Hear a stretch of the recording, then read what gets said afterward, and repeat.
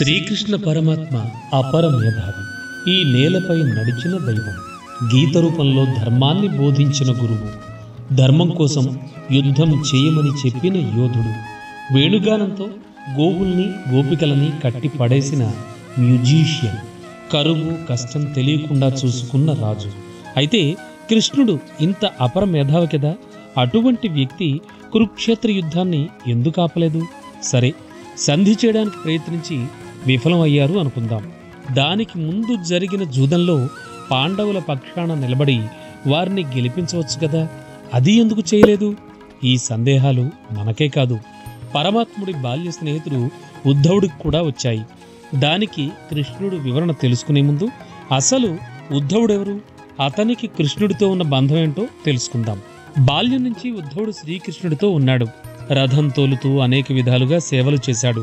శ్రీకృష్ణుని నుంచి ఉద్ధవుడు ఏనాడు ఏ వరం కూడా కోరలేదు. అయితే శ్రీకృష్ణుడు తన అవతారం పూర్తి చేసే దశలో ఉన్నప్పుడు ఉద్ధవుణ్ణి పిలిచి, ప్రియమైన ఉద్ధవ, నా ఈ అవతారంలో చాలామంది వరాలు అడిగారు, కానీ నువ్వు మాత్రం ఎప్పుడూ ఏమీ కోరలేదు. ఈరోజు నీవు ఏది కోరుకుంటే అది నేను ఇస్తాను. నీకు కూడా ఏదైనా మంచి చేశాను అనే తృప్తితో ఈ అవతారాన్ని పూర్తి చేస్తానని అంటాడు. దానికి ఉద్ధవుడు, హే ప్రభు, నాకెలాంటి కోరికలు లేవు, కానీ నేను చిన్నతనం నుంచి మీ బోధనలు లీలలు చూస్తూ పెరిగాను. మీరు మాకు ఒక విధంగా జీవించాలని నేర్పించారు, కానీ మీరు మాత్రం వేరే విధంగా జీవించారు. మహాభారత యుద్ధంలో మీరు పోషించిన పాత్రలో, మీ చర్యల్లో చాలా అంశాలు నాకు అర్థం కాలేదు. దయచేసి నా సందేహాలు తీర్చండి అని వేడుకున్నాడు. దీనికి కృష్ణుడు స్పందిస్తూ, ఉద్ధవ, కురుక్షేత్ర యుద్ధంలో నేను అర్జునుడికి చెప్పింది భగవద్గీతగా ప్రసిద్ధి చెందుతుంది. ఈరోజు నేను నీకు చెప్పేది ఉద్ధవ గీతగా ప్రాచుర్యం పొందుతుంది. నీ సందేహాలను ఎలాంటి సంకోచం లేకుండా నన్ను అడుగు అని అన్నాడట. దీంతో ఉద్ధవుడు తన సందేహాలను అడగడం మొదలుపెట్టాడు. కృష్ణ, మొదట నాకు నిజమైన స్నేహితుడు ఎవరో చెప్పండి. దీనికి సమాధానంగా శ్రీకృష్ణ పరమాత్మ ఇలా అంటాడు, అవసరంలో ఉన్న తన స్నేహితుడు పిలవకుండానే సహాయం చేసేవాడే నిజమైన స్నేహితుడు అని బదులిస్తాడు. అయితే కృష్ణ, మీరు పాండవులకు ప్రియమిత్రులు కదా, వారు మిమ్మల్ని ఆపద్బాంధవుడిగా భావించారు. మీకేం జరిగిందో ఏం జరుగుతుందో కూడా తెలుసు. స్నేహితుడి గురించి మీరు గొప్ప నిర్వచనం కూడా ఇచ్చారు, కానీ మీరు ఆ ప్రకారం ఎందుకు ప్రవర్తించలేదు? ధర్మరాజు జూదం ఆడకుండా ఎందుకు ఆపలేదు? సరే, ఆపలేదు. సంపదను రాజ్యాన్ని తనను కోల్పోకుండా మీరు అడ్డుకోలేదు. దుర్యోధనుడు ధర్మరాజును ప్రలోభపెట్టి ద్రౌపది పందెం ఖాయమని చెప్పినప్పుడు మీరు ఎందుకు జోక్యం చేసుకోలేదు?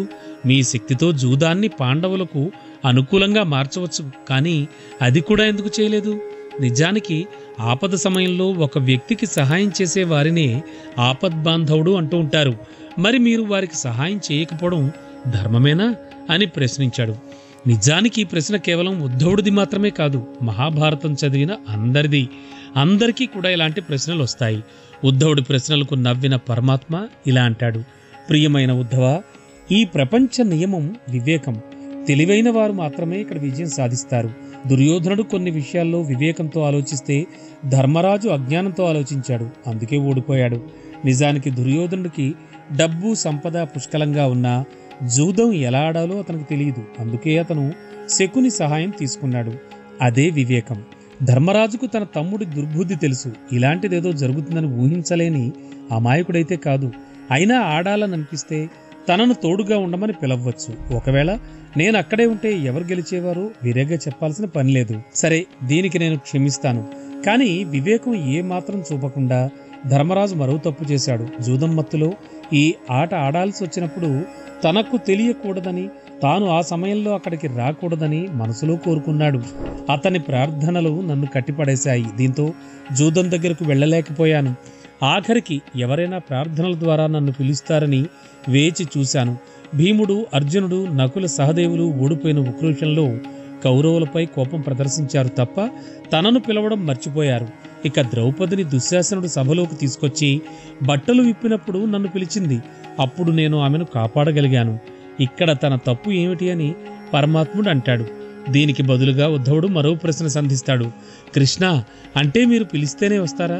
సంక్షోభంలో ఉన్న వారికి సహాయం చేయడానికి, న్యాయం చేయడానికి స్వయంగా మీరు రాలేరా అని అడుగుతాడు. దీనికి శ్రీకృష్ణ పరమాత్మ నవ్వుతూ ఈ ప్రపంచంలో ప్రతి ఒక్కరి జీవితం వారి వారి కర్మల ఆధారంగానే సాగుతుంది. నేను వాటిని అమలు చేయను, దానిలో జోక్యం చేసుకోను, కేవలం సాక్షిని మాత్రమే. నేను నీ దగ్గరగా ఉండి ఏం జరిగినా గమనిస్తూ ఉంటాను, అదే భగవంతుని ధర్మం అని చెబుతాడు. దీంతో ఉద్ధవుడు అసహనానికి లోనై, అంటే కృష్ణ, మీరు మా దగ్గర నిలబడి మా చెడును గమనిస్తూ ఉంటారు, మేము మరిన్ని పాపాలు చేస్తుంటే చూస్తూనే ఉంటారు, మరిన్ని తప్పులు చేయాలని, పాపాలు పోగు చేసుకుని బాధలు అనుభవించాలని మీరు కోరుకుంటారు, అంతే కదా స్వామి అని అడుగుతాడు. దీనికి సమాధానంగా శ్రీకృష్ణ పరమాత్మ ఇలా అంటాడు, ఉద్ధవా, నేను చెప్పిన విషయంలో లోతైన అర్థాన్ని గ్రహించడానికి ప్రయత్నించు. నేను నీ పక్కనే సాక్షిగా నిలబడి ఉంటాను, నిన్ను గమనిస్తూ ఉంటాను అని చెప్పాను కదా. అలాంటి సమయంలో నీకు తప్పు చేయాలని ఎందుకు ఆలోచన వస్తుంది? నిన్ను ఎవరూ శిక్షించరని భావన నీకు ఎందుకు కలుగుతుంది? నేను సాక్షిగా ఉంటానన్న విషయం మర్చిపోయి నా ముందే అన్ని తప్పులు చేస్తే వారి కర్మకి నేను ఎలా బాధ్యుణ్ణవుతాను? మీ పాపంతోనే మీకు శిక్షలు పడతాయని పరమాత్ముడు సమాధానం చెబుతాడు. దీంతో ఉద్ధవుడు స్వామి పాదాలపై పడి, మీ లీల ఈనాటికి అర్థమైందని చెబుతాడు.